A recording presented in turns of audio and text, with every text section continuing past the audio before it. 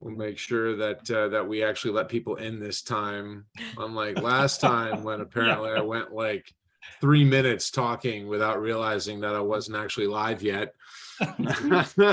And it was brilliance. It was all Yes. brilliance. Oh, exactly. It was all right. brilliance. That's right. That's right. So as people roll in here, thank you all for attending. Welcome to the replay. If you're watching this on the replay, welcome to the live session. If you're joining us here today, it's 2:00 Mountain, 4:00 over here on the East Coast. And RJ, I think you're right in the middle at 3:00, right? Yes, I am. So yeah, so wherever you are, whenever you are, thank you for being here with us.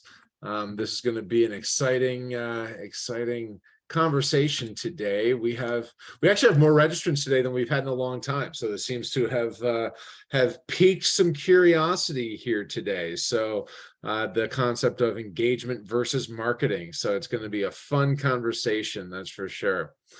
We'll give people a minute here, another minute to jump in and join us, just to make sure that nobody's scrambling on Zoom.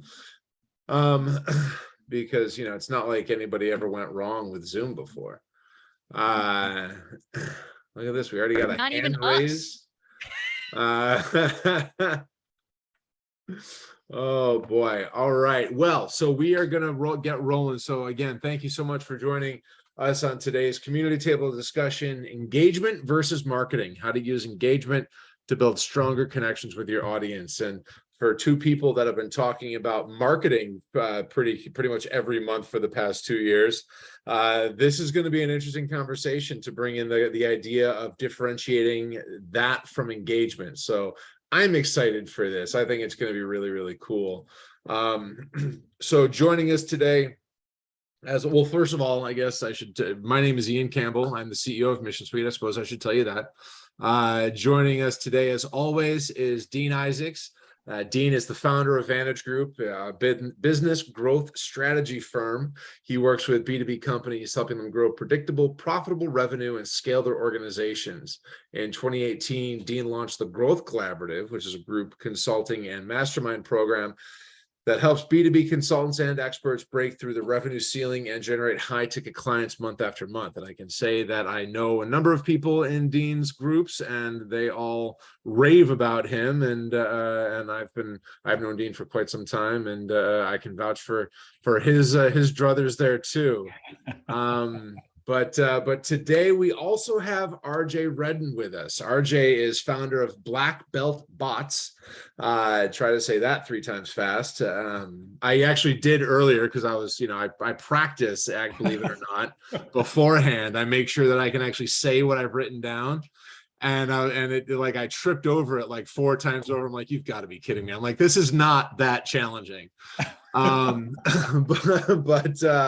But RJ with Black Belt Bots is with us today. Entrepreneurs hire RJ to skyrocket their marketing message because most are shouting into a black hole, or they're just carbon copies of everyone else, and they can't get traction to save their lives. So she creates epic engagement adventures that get people to click the button, connect with you, and convert like crazy. She is on a mission to motivate 1 million people to change their marketing, and today she is starting with us. So I am very, very excited about that. That is lifted directly off of your LinkedIn, so you'll have an opportunity to add some color to that as well. And for those of you wondering, this your screen is not malfunctioning. She is in a cape and goggles. She is because she is an engagement superhero, and we're going to learn more. I'm sure we're going to learn more about that as well. So today we are, I know we're going to get a lot out of today's conversation, but before we jump in, I do just real quick housekeeping. We're going to be taking questions throughout the session today.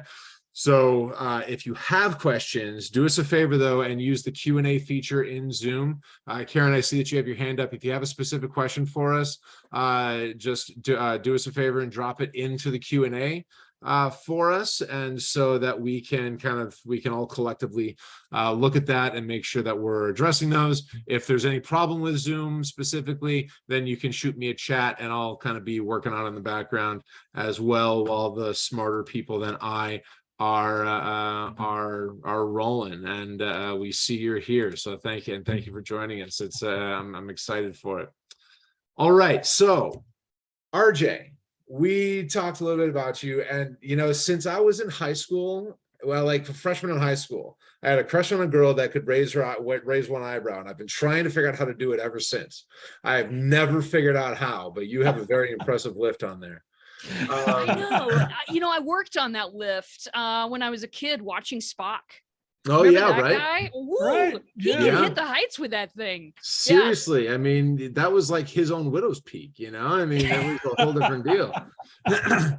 But so tell us about yourself. Tell us a little bit more about what you got going on, and I'm sure you'll come back into focus at some point. I'm sure that I will, but let me just hold my hand right here because sometimes that helps.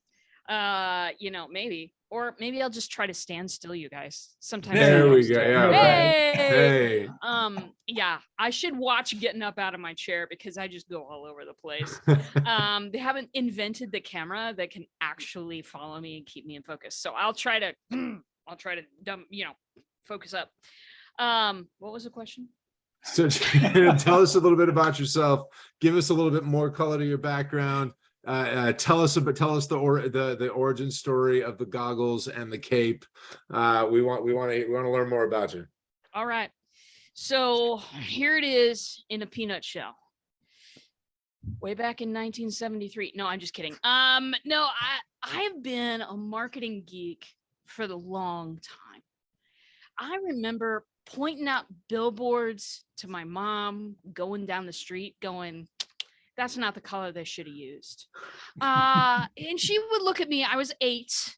And she would look at me like, what are you even talking about? I would remark about commercials on the television, color theory, all these types of things. Oh, they should never have used that tagline. It's terrible. They should use this one. I've just been a marketing geek always, messaging and communication. When I grew up, not taller. You guys don't know this, but I am short. Anyway, when I grew up, I kind of, I've always wanted to be a teacher, somebody who teaches people things. I went to grad school for a dual grad degree. Neither one of those grad degrees did I have a bachelor's in. Whatever. It's so good. Whatever. I was an exchange student to Europe once, just so that I could figure out how to talk to people when I didn't speak the language.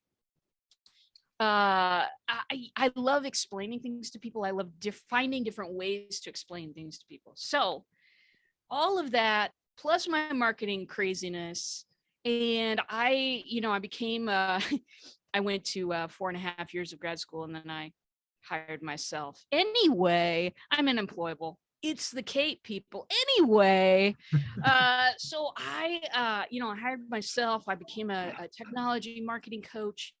I'm really good with technology. Don't know why. Not the programming side, just the user experience side, I think. And I was helping people put together email campaigns, marketing campaigns, social media, whatever it was. Need a website? I'll build you a website.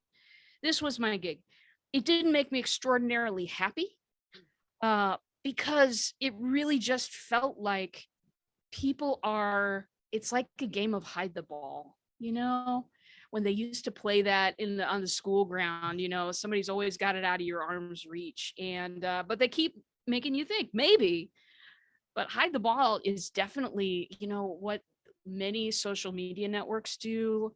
The email stuff, rates are getting lower on opening, not because you've done anything wrong, but because those email people are tightening the gateways because they want to keep spammers out.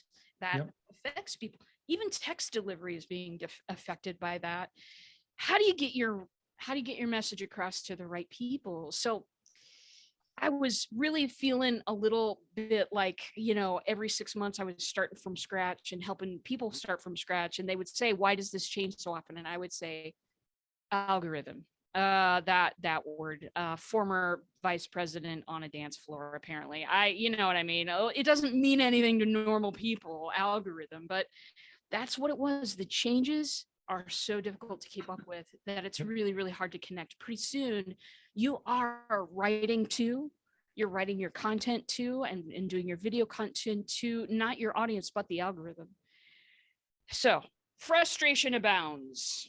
And then one day I slid right into a bot. It was an accident. I had this client and she would dig deep into some technology stuff and then get stuck and call me and say, help me, bail me out. I want to do this thing. I don't know how to do this thing. I saw that client dive into a bot group on Facebook. I heard her talk about bots a couple of times and I was like, okay, no, I'm going to head this off the pass. I'm going to get in there. So I got in there, started with a start here link. I'm like, okay, I'll follow the rules for once. I'll press this thing. I was in a bot. The bot told me that it was a bot and it told me what I could do with it. It told me a dad joke. All right, I'm in love. And then it did the wonder of all wonders. Gentlemen, it offered me a choice on what I wanted to hear next. It blew my mind. How often in marketing do we get a choice? Except for unsubscribe from all emails, please, right now, before I, attack someone with a dull spoon. How often do we get a choice in what we're hearing about? And I recognized and realized throughout that conversation that I was leaving, as a person using that bot, I was leaving a little breadcrumb trail of what I'm interested in hearing about. Mm-hmm. So then they could tailor their message to me, not all the other crap, just what I want to hear about. Yeah, it took me 5 minutes to fall in love for the second time and 2 weeks to change my business. That was Black Belt Bots beginning a humble 5 years ago.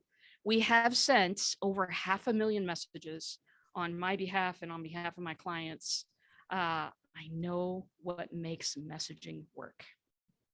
So that's one story that you asked for. Yeah. Questions, comments? Nothing right now. All right. Real quick, tell us a story about the goggles and the cape. All right. Very good. So the goggles and the cape. I was going to an event. This was in 2018. I'd been doing bots for about 1.5 years. Totally loved them. Totally just wanted to, put everybody on this. It was amazing. Met this lady. She said, come sponsor my event. I said, no. I'm not going to do that. But she talked me into it. And so I showed up at the event. She had previously said on a live stream that it was going to be a superhero event. And I felt pretty close to this person. So I started teasing her and I said, hey, if it's a superhero event, I'm wearing a cape. And she said, RJ Redden, you bleep well better wear a cape.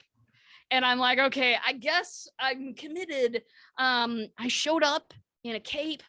No one else was dressed up, people. Just me. But you know what? Now I'm committed. Now I'm just going to wear it to tease you. I came back to Phoenix. This was in Phoenix. I came back to Phoenix 3 weeks later because somebody else had asked me to speak at their event. I did not wear into the room. I did not have my goggles and my cape. And a branding person that I had met 3 weeks before walked up to me and she said, where's the goggles and the cape? I said, I didn't know if I should, will people even take me seriously? And she said, get them. This is your brand.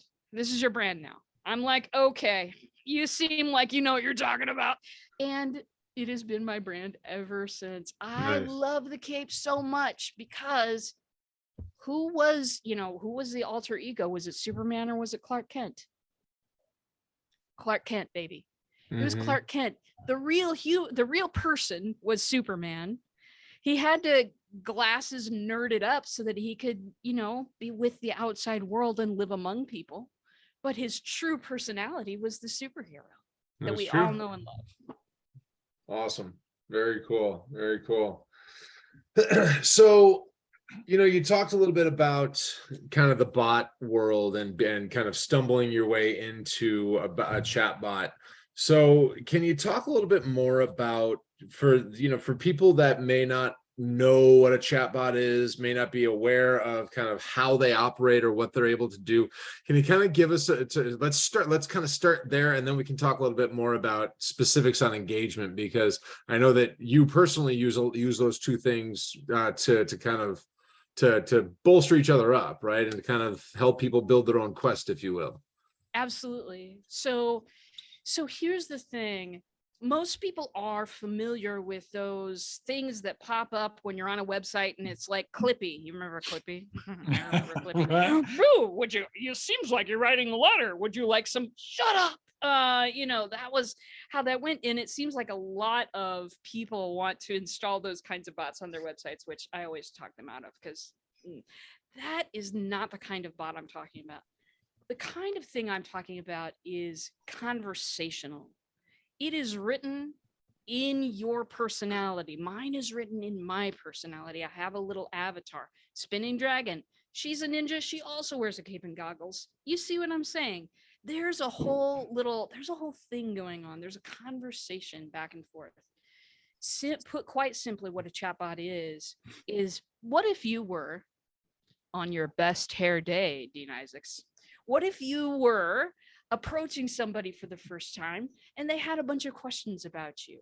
You do your very best to answer the questions and follow all the roads that they want to go down.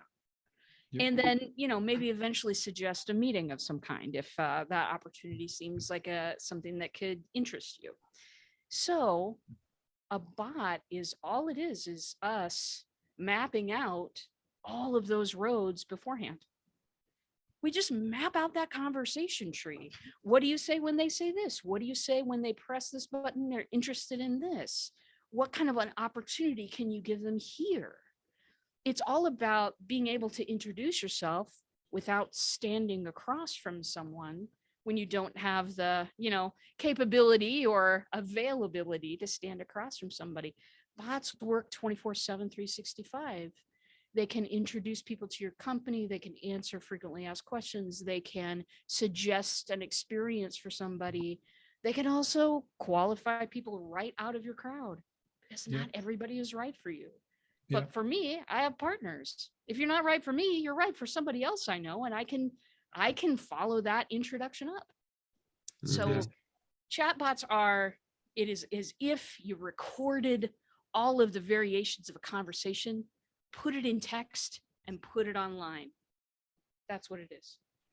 And the thing that I think that people often forget with good chatbots versus bad ones, or FAQs, right, is there's this all like intelligence piece, right? As a human, we have a conversation, you respond, and that changes how the next question I ask, right? Or the next response I give.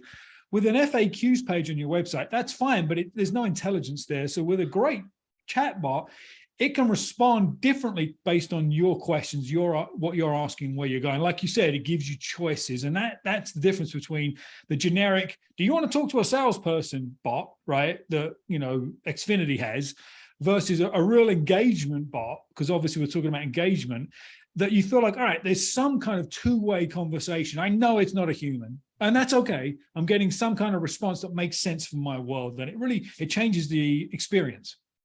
Mm-hmm. Mm-hmm.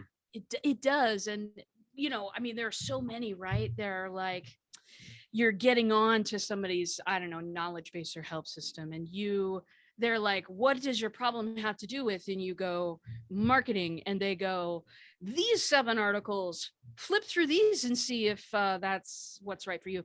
If somebody ever acted that way when you walked into a furniture store, you know what I'm saying? Hey, I'd like to see some chairs. Oh, we've got 78 different kinds of chairs here. See what you want. And then, let me know if you find something. That's not how we act, because we know, hey, you came in for chairs. I'm going to lead you to the chairs. I'm going to ask you on the way, which kinds of chairs, outdoor, indoor. I'm going to ask you all kinds of questions. And by the time I get there, I'm going to lead you to the right thing that you need, because that is why I'm there. Yep. Most of the bots that are out there today, most of the customer service bots serve the owners. They do not serve your clients. Mm-hmm. It makes them work way too hard to get an answer that they should be able to get in 3 seconds. While I'm on this rant, while I'm on this, I want to talk about what's engagement versus marketing. Because I know that was, chatbots are a tool that I use. It's like if you walk into a restaurant, do you care what pan I fry your vegetables in? Probably not. Chatbots are a tool, but what I'm really into and fighting to create a movement around is engagement first marketing. Mhm. Engagement versus marketing. Marketing is one-to-many industrialized communication. It's one size fits all. That's what it is. And there are different ways. No tool out there is evil. No marketing tool is evil. It just can be used with better intents sometimes. A lot of marketing is one-to-many and hoping you'll catch some people's eye. That's great.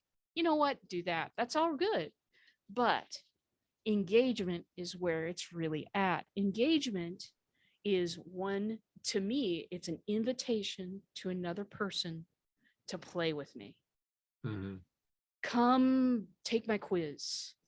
Come meet with me. Come join my community. Come play this game. That's what adults really like to do, by the way. Come play a game with me. Yes, I'm bored. Come interact. Let's have a conversation. Let's play. Let's ask some questions. Let's get you the information that you need. Engagement first. We don't, a lot of times we just hope, we spray and pray. We hope that the things that we're talking about resonate with people and they'll come back to us. And then we'll maybe go buy a bigger bullhorn and we'll shout into it. And then maybe more people will come back to us. That's, traditionally, that's the way that it has been. Billboards on the street, right? Mhm. But as the marketplace shifts, and it's shifting, it's shifting post 2020. I mean, there's all this stuff about go back to work, don't go back to work. Maybe quit the job, maybe just do it part-time. There's all sorts of flexibility and customizability that we are asking for in our daily lives. Shouldn't our outreach match that? Shouldn't it be customized and personalized? Mhm. Most of the people that I work with don't need 1 million customers. They don't. They don't even want 1 million customers.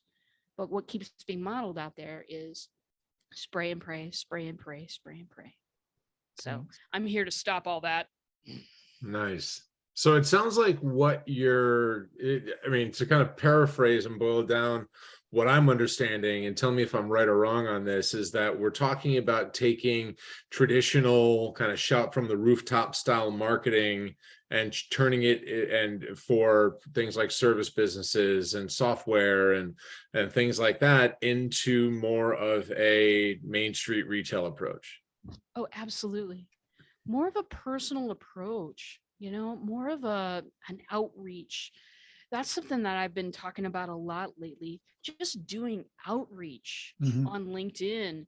Now, I know that both of you have been pitch slapped many times. You know what I talk about. You open your inbox and somebody connected a request, and then they have a book in your LinkedIn, and this book has 6 links in it, and you've got to follow them everywhere and do all of it. Yeah. Those people get blocked for me, but that's what people think is outreach. If you are at a party and I walked up to you and I didn't even let you say hello, I just started running off at the mouth about what it is I do and how I'd love to just chat with you and make a demo. Would you fake a heart attack to get away from me? You would. Maybe more than fake, but yeah. Yeah, right. Yeah. My nitroglycerin. Yeah, right. Yeah. It's this mindset that I'm going for. It's all about, hey, if you wouldn't do it to a human that you were standing across from, don't do it online. We are no longer able to just market to somebody's screen. God, no. Yeah. Screens don't buy things. Mhm. Likes don't buy things. Yep. Clients, relationships. That's what pays the rent. That's Yeah. what I think a lot of businesses, particularly people who are super heartfelt and want to change the world, I think that a lot of those coaching businesses close because they hate their marketing. Mhm. Yeah. You know, what comes to mind is the intent, the difference between marketing for a transaction and engagement to create an experience and a relationship. Yeah. And I think if we start with our intent and our goal in mind, obviously we've got to sell something to have a viable business. But that's a byproduct of all the other things that we do. That's not our primary goal. And if what we're doing is focusing on some kind of transaction, even if it's driving towards a conversation or a download or whatever, and it feels transactional, it drives people away. But if the intent feels like engagement, relationship building, really providing value, it changes how we approach our marketing or our engagement, right? And people respond very, very differently to that. They respond so differently. Listen, today, right? I was scrolling LinkedIn. I haunt LinkedIn. Oh, those poor people. They've never seen enough of me. But I'm scrolling LinkedIn and I see this guy. Second day in a row, he's standing there in a pair of shorts. He's talking about working out or something. Hey, we've seen it all right here. But he was what he was talking about touched me, because he talked about movement being fun. And like, I think when we become adults, and especially when we sit in chairs all day, we kind of forget that moving can be fun. And so I gave him a little voicemail. I just connected, gave him a little voicemail and said, hey, just want you to know your video was cool. This was what was cool about it. It inspired me. And I just wanted to let you know. 30 minutes later, I get a voice message back from him saying, thank you for reaching out, and saying, you've inspired me to do more of those videos. And what would you like to hear? Bam. That's awesome. engagement. Mhm. Versus saying, thanks for the message, do you want to buy my stuff? Right. Right? Because that's what 95% of people would have done. Yeah. Oh, that's a lead. That's a lead. That's a prospect right there. Yeah. Right. Exactly. No, he resisted the urge and he wanted to engage and create a relationship. And that is so refreshing, yet sadly unusual these days. Yeah. Well, and in the startup world, one of the things that they talk about, and there's some irony to this, because one of the things that they talk about in startups a lot is to build your business at the beginning, when you're just getting built, is to do things that don't scale. Right. And like, that guy can't send a message to, if he had 1 million people a day, or even a month, or hell, even a year, coming in and dropping him those kinds of voicemails, he can't do that individually every single time. Right. And so, doing those types of things that don't scale can be really important to create that sort of engagement. Right. And that's kind of that's what I'm hearing. What I'm curious about is how, once we get to a point where we have to do things that scale, right? How do we, and I know that you've got some really interesting kind of methodologies that you're open to sharing with us, and some kind of concepts out there. So I'm curious, there's two things in particular that we talked about. And first of all, was that build your own quest or choose your own adventure kind of a thing. Build your own, the build your own quest for trademark purposes we'll use, but so that kind of a thing. We really definitely want to kind of learn more about that. And also, but before we even get there, or maybe after we get there, I don't know, you tell me, but talk about the waterfall versus the funnel, because I think those are two things that the people that are on our call can really, really, really benefit from. Yeah. Well, you know what? Let's go waterfall first, because that's Okay. just one of my favorites. Yeah. So, we all see, if you were to punch into Google Images right now, the word funnel, what you would see over and over and over again is a drawing of something that goes like this. We get 100 people coming into the top. Those are like dropping in or whatever. And then we've got about 3 coming out of the bottom. My favorite images are they reduce the people going into the top to dollar signs coming out of the bottom. Right. Oh, that's my favorite. Woo! We all want to think that way. Is that not engaging? Oh, Is that my question always to these people is, how do you accept that out of the 100 people that you've talked to, 3 are interested? What happened? What is the mystery of the other 97? What do you do with that now? Because a lot of people, they're not ready to buy right now. What if they're not ready to buy right now, but they love you, but they're just, not, they got to complete another couple of steps first. Are they trash? Do we ignore them? No, we email them 5, 6, 8 times. We blast that inbox because we've got to remain top of mind. I say that with a tongue in cheek. That's the way that we're taught to think. If we have a funnel, what that means is we got a landing page that has a thing that goes to here and then all over the place until somebody buys. That's the client journey. Is it fun for our clients? Absolutely not. Most of the time, it is not fun or exciting for our clients. What I love to do is to really start thinking differently from that funnel mentality, which is grab 100 people, maybe you get 3 out of the bottom, maybe, to why don't we take this and go like this, from the funnel to a waterfall. Less people get in the top. Less people get into the top of this waterfall, and that is okay. I do not want to work with everybody on the face of the earth. No, no, no, no, no. I'm a little older than I look. I am 48.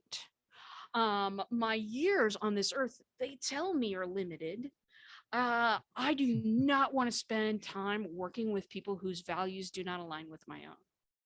If you are a strict transactionary person, if you love numbers and charts and clicks and CTAs and all of the alphabet, I love you. And there's somebody else I can refer you to because they speak your language and I don't.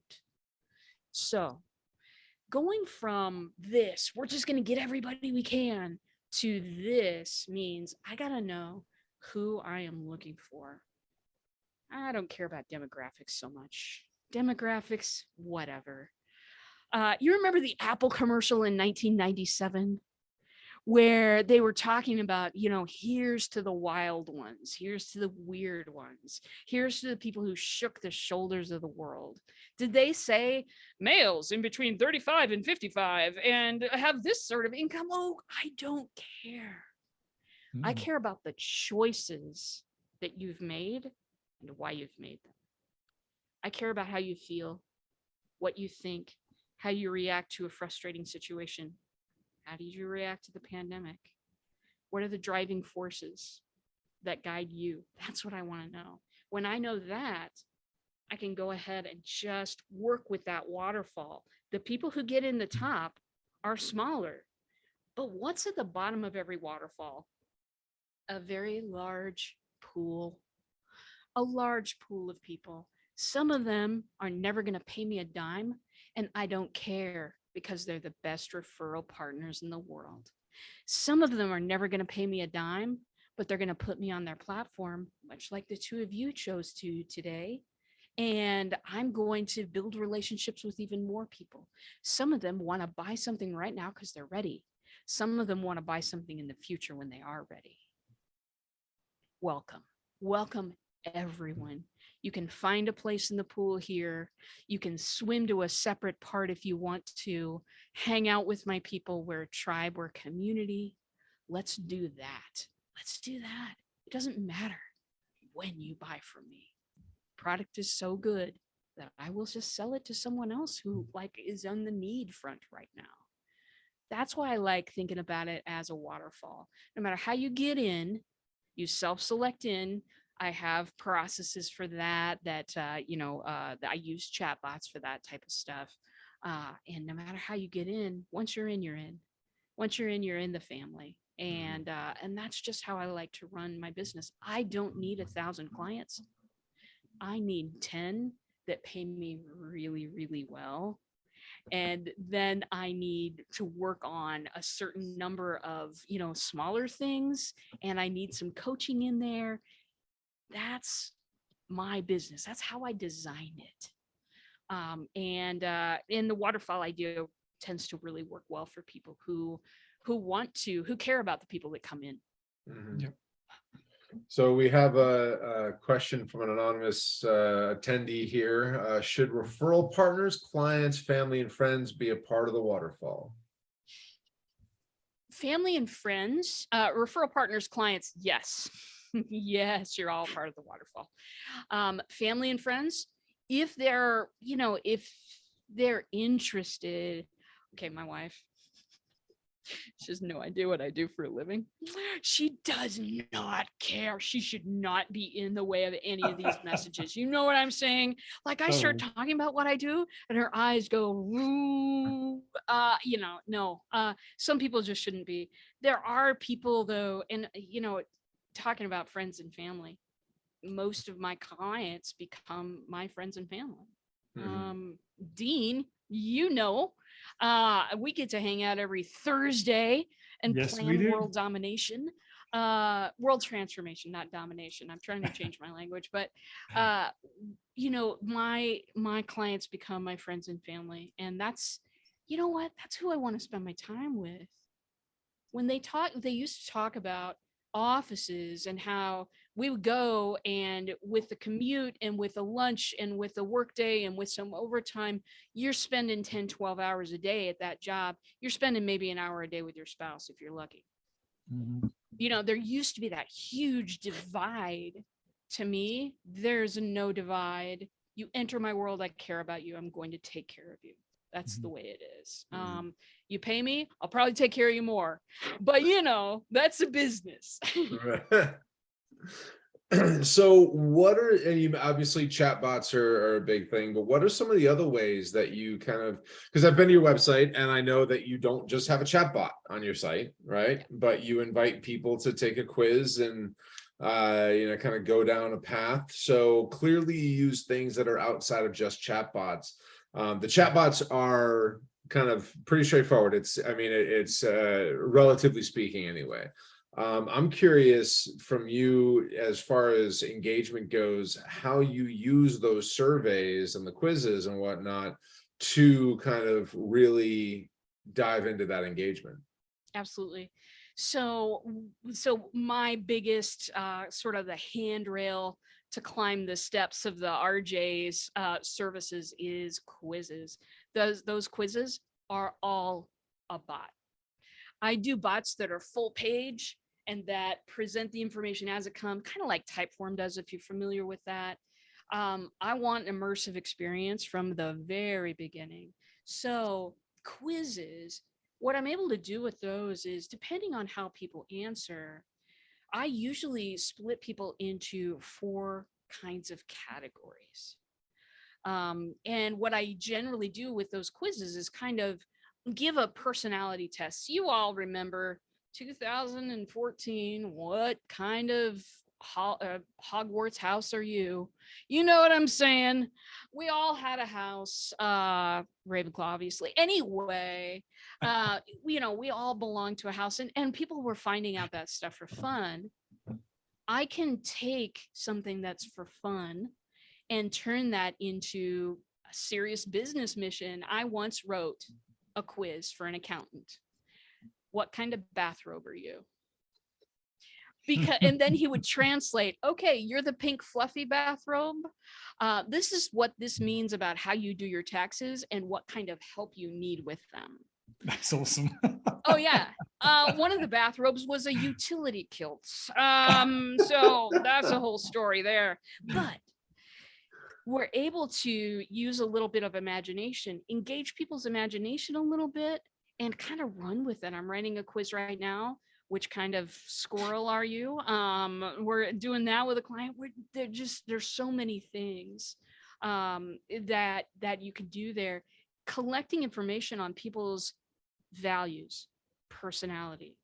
If their values and personality line up with how they do their marketing, that's the awesome thing, right?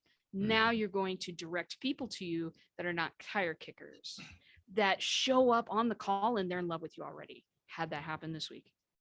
A guy, his name's Bill. Bill says, well, you know, you've earned this trust already. How much are the services? I mean, this is not the kind of thing that I ever experienced before I had a chatbot in place, that quiz. I had to chase people. I was a coach who had to chase people and then take the first 15 minutes of the call and make sure they were comfortable and that they knew I wasn't going to try to sell them something. And now we've got 15 minutes to try to get to know each other. Talk fast, people. No, I don't have to do that anymore. Because I've got these client journeys laid out, because I've designed them very, very specifically. You talked about the bots and how, you know, I've talked about kind of the 4 quadrants. I use a personality test type of a thing. You've heard of DISC probably, bank also. I use something called core. It's pretty similar, but I'm able to sort people into categories and give them their high scores and tell them, hey, these are the types of things that are going to align you with your marketing superpowers. Yep. And then sorting them into those categories helps, because that stuff, that information goes back to my autoresponder. I'm an active campaigner. And the next time I talk to that person, I've got their scores with me and I can tailor that conversation toward their values and what they want to get. Now, I won't take offense to the plug for active campaign, but you know, Okay. it's but Well, the Mission Suite is better, everyone. I messed up, y'all. See, this is how everybody knows that these things aren't planned, right? I mean, Right. that we're actually real people. No, but you know what I find interesting about this, and Dean, this kind of goes back to something something that you and I keep kind of coming back around to, is that everything that we are doing these days, and everything that every specialist, every person that has, kind of knowledge about this stuff that we're working on these days, is coming back to stop wasting your time chasing people that aren't right for you and figure out how to get more effective at finding the people that are. Yep. Yeah. I think that's the nirvana for marketing, right? It's like people coming to you. I've heard this mystery, inbound marketing thing. They come to me. How does this? Most people miss because they don't know who they want to work with. Who do they want in the family, right?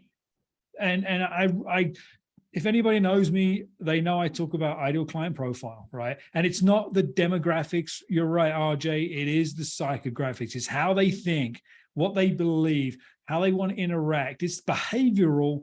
And I don't care how old they are, what gender they are, or how much money they make. It's irrelevant, right? If they have a need that we can solve and we're gelling, we're jiving, it makes sense, then we should have a conversation. So start there. For the audience, start there. Get really clear on that profile. What are the pieces and parts you need to document and feel good about, and work from that lens. Right. So let me ask you, I'm interested in kind of hearing both of your kind of thoughts on this, because in order to scale, right, we need a lot of times we need to do things like advertising. We need to do things like, kind of expand our reach beyond the number of hands that we can shake and referrals that we can get, right? And I mean, there is an argument for Phil Pelto and I on the Referral Bench podcast had a whole conversation about whether or not you can actually scale a business completely from referrals. And there is an argument to be made that yes, you can absolutely do that. But if you need to do it faster, right? I mean, if you need to scale by Thursday, well, you're going to have to do some advertising, right? I mean, that's those types of things. And so you have to kind of loop in that kind of standard demographic perspective, right? Because unfortunately, Facebook, as much as it would be, I mean, they used to say, oh, these people like this, and this. I don't care how old they are or whatever. How do you kind of marry those two things? Have either of you kind of found a good way to to blend the two perspectives of this, of what we have to focus on when we do advertising and things, because we have to give the advertising medium something to start with before it can figure out the psychographic aspect of it. Right. But we know that we're gonna get better results if we can focus on the psychographic aspect of it. Yep. Yeah. You want to take us, RJ? You want me to? Well, for it. I will provide a blurb, and then you will come in with expertise. I have never to this day, well, I did pay for some Facebook ads that were video view at one point. In order to, what I was looking to do was build an audience of lookalikes of the people that watched my videos. That plan went badly. There's going to be another show about that, I'm sure. But that is not the topic of today. So far, substantively, I have not grown my business through pay-per-click advertising. With that being known, though, I have scaled a lot of my business through automation. Gosh, are all the things you're doing stuff that's really good for you to be doing? I have scaled a lot of it through doing that and making efficient use of my time so that I can still take an hour a day and do some audio notes, do some video notes, reach out to everybody who's joined my community today personally, all of that stuff, because I know it's wildly effective for me. So how can I keep myself doing the wildly effective things and toss some of that other admin BS? We all have it. How can I automate some of that? Right. Luckily, I'm a geek, so I find that pretty easy. So, Yeah. Dean, ready? Yeah, I'm ready. I'm ready for it. All right.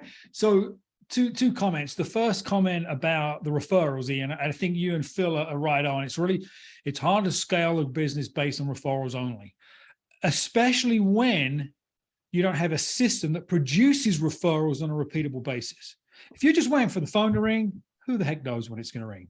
Mm-hmm. But if you have a system to create referrals on a repeatable, predictable basis, you can scale more predictably with referrals. But maybe that is another episode. But regarding the paid ads conversation,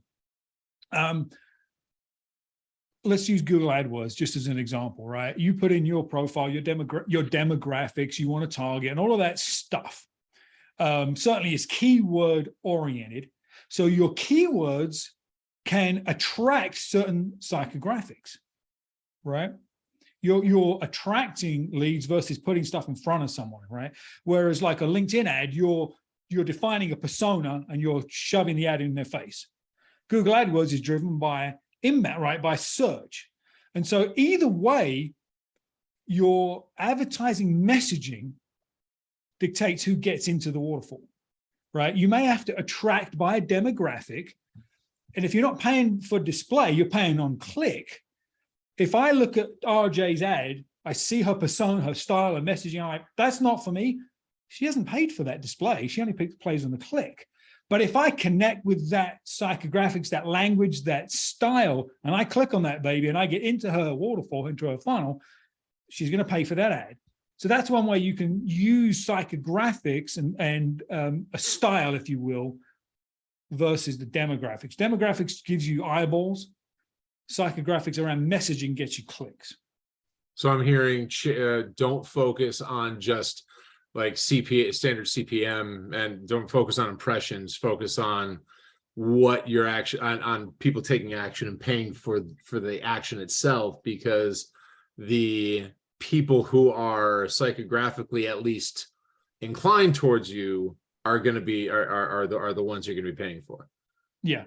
And then that gets them into the waterfall, and that's how you kind of blend those two. Yep. Awesome. Yep. Awesome.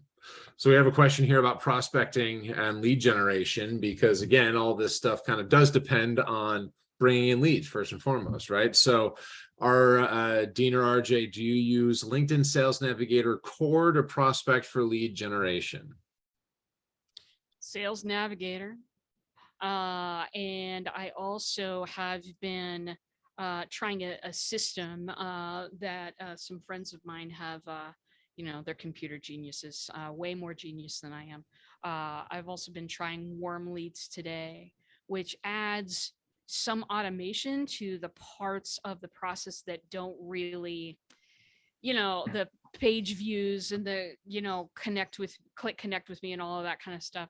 The software takes care of that, where you're free to focus on the messaging. So I use Sales Navigator to focus in on my micro niche. And then I take that, put it into the software.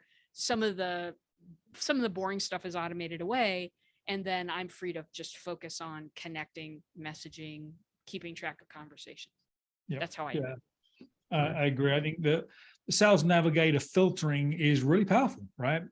Again, it goes back to demographics. Even though we said don't focus on demographics, you gotta play by the rules, right? Like we were saying earlier, we don't get to control the algorithm, so we don't get to control what Sales Navigator focuses on. So using Navigator to segment the market, right? Get clear on the kinds of people you want to work with. Of course, it's going to be roles and business size and all that stuff. To me, that's important because it boils the ocean down some. But what's more important is how you engage, right? There are lots of LinkedIn automation tools, and they all have similar kind of features. Some have more, some have less, some are good, some are not so good. But nonetheless, it allows you to engage at scale, which is a little bit of an oxymoron, right? Engage at scale, but you can. But it's all about the messaging, guys. It really is. That connection request message is the first impression they get of you. And that's probably the most important message than anything else. Second to fixing your profile. Everybody's got to fix their LinkedIn profile. Most of them are horrible and it's not going to work. But anyway, that is another episode. So with LinkedIn Navigator, boil the ocean using the filtering, but really focus on that journey, that experience you want to provide to that new connection, right? It's not the, hey, RJ sent me a really nice voice message about my video and now I'm going to try and sell her something. No, this guy resisted and wanted to build a relationship and responded. That's the magic. That's what sets the 2% apart on LinkedIn that are really, really successful. But all that to say, yeah, Sales Navigator is a really powerful tool. Okay. So RJ, real quick before, because we're coming to the top of the hour. And I want to make sure that you have some time to talk a little bit about where people can find you too. But before we get there, two things. First of all, on Facebook, we're on Facebook Live on this, and Brad Friedman says hi. Brad! Yeah. One of my very first bot clients. Hello, Brad. I hope your podcast is going well. And also we talked a little bit about the build your own adventure, build your own quest kind of a thing. And we haven't talked a little at all about that. And I want to make sure you've got at least a few minutes. I got about 5 minutes or so to dive into that. And I want to make sure you have an opportunity to do so, because it's that part's really cool too. Yeah. Well, and a lot of what I do is based on those choose your own adventure books when you were a kid. If you remember, it was you go to page 57 and you start your journey. And then if you make choice A, you go to page 37. If you go to make choice B, you go to page 65. I was one of those who just always kept the finger in the former page, just in case I needed to go back. You know what I'm saying? But a lot of your client journey can be a choose your own adventure. It can be a place where people make a choice.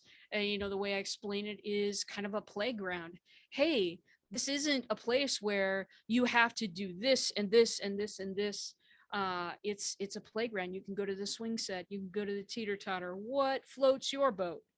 And when you allow people to make their own choices, I do this a lot with online courses. Gosh, everybody was into them for a while, baby. We had a lot going on with those. Then kind of the statistics started coming out that so many people start them and very, very little finish. We don't, as coaches, design courses so that people will not finish them. Not the goal. We're not accomplishing our goal there. Part of what I do is this gamification. Now, if you go to the swing set, 5 points. gold star, baby. If you visit the teeter totter, if you visit all of the equipment, you get an Easter egg, something hidden and surprise in there for you. That element of delight and surprise will make a mark in your client's head that is really strong. And it will help them get through whatever they need to get through. So in my head, the choose your own adventure is really just giving people that door to open, and maybe that little fun house to wander through, so that they can get what they need, remain motivated, and that you can get what you need on the other end, people making it through the class and maybe taking the next one or raving to their friends about your class. It's really about, it's about Disneyland. Every single square inch of that place, somebody has stood there and thought through the problems that you might have and solutions. That's where they came up with the pay by watch. Watch unlocks your hotel room, so that you don't have to get your wallet out over and over and over again, so that you can just enjoy the day without having to make 1,000 tiny decisions. That's how you design a client journey that keeps people coming back for more. Nice. Unfortunately, Disneyland did not plan through how to address the 3,000 parents who stop in the middle of the pathway with their massive strollers, and that make you run into them all the time. But that's a different conversation for a different day. But we can talk about that. Yeah, right. My wife took me to Disneyland for the first time when we were still dating back in, like, what was this, would have been 2013, I guess. And I was, far too old to be going to Disneyland for the first time, apparently. Because the strollers and the 15-year-olds who were jumping over me while I was sitting on the sidewalk eating Dole Whip made me realize, I probably should have been younger when I came here for the first time. But anyway, that's a different conversation. So RJ, real quick, where can people find you? Well, my friends, the best place to find me and simultaneously experience a bot like I build them is to go to yourcorecode.com. That is where you will find your marketing superpower. There's 4 of them, and trust me, you have one. And that's the place. I'll ask you about 20 questions, super quick, just click, click, click, click, click, you're out of there. And then you'll get the results of your marketing superpower. And then beyond that, I'm going to send you an Easter egg surprise, which I cannot talk about here. You're just going to have to click through and find out. So it's yourcorecode.com. Yep. Perfect. I just put it in the chat for everybody. We'll put it into the description of the YouTube video and into the comments of the Facebook thing and all that good stuff too. And it'll be and in the kind of thanks for attending email, all the things. So we'll give you plenty of access to get to that, so you can start talking to RJ. And so RJ, the last thing that I like to make sure to ask everybody is if you want to one thing that you want to leave us with. One, if you could distill all of this spectacular wisdom into one core concept, what would that be? That would be this. I am about to recite to you the words that were written on my OkCupid profile that made my future wife, reach out to me. And those words are this: don't ever let anyone tell you what you should want. That goes for your marketing, my friends. Don't ever let them tell you what you should want. You paint that picture that you want. You go after that. Yeah. Beautiful. Beautiful. Dean, what about yourself? What should we be taking away from this? Well, I never had an online dating profile, so I can't share any wisdom from that. I was lucky. I didn't have to do that. I would say, in more practical terms for today's conversation, which is, that's me, right? More practical, is focus on creating an experience for your client or for your audience, and not a transaction. Mm-hmm. Don't drive to the transaction. That's a natural result of all the other experiences you produce. So that's my little pearl of wisdom for the group. Beautiful. for what it's worth. Absolutely. I love it. I love it. Well, Dean, RJ, thank you so much. This has been awesome. It's been a great conversation. I really appreciate it. RJ, we appreciate you sitting in with us. I had some ideas for future community table sessions while we were talking, and I have a feeling that that there may be some opportunity to reach out to you again, and hopefully maybe even bring you in again for another round. So this has been really cool. You as hosts have been utterly fabulous. So thank you for this experience. And I know I'll be talking to you again. Excellent. Thank you both. And thank you everybody who joined us today. And we will look forward to seeing you again next time around. Cheers all.